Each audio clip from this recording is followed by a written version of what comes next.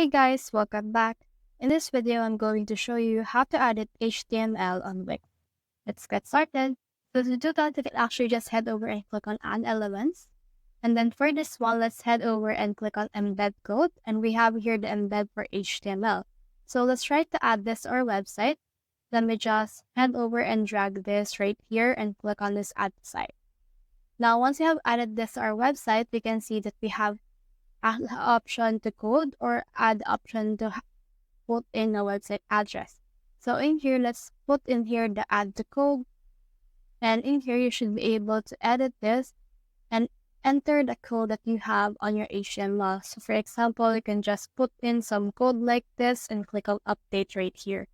Now, if you want to edit this, what you can do is you can just head over and click on this HTML and click on enter code. And you should be able to enter your code right here and edit it however you want. Another option is to open the developer mode. Click on turn on developer mode. And once you have turned that on, you can see some more options right here for your coding options on your Wix website. So you can use this in order to change your HTML for this specific website.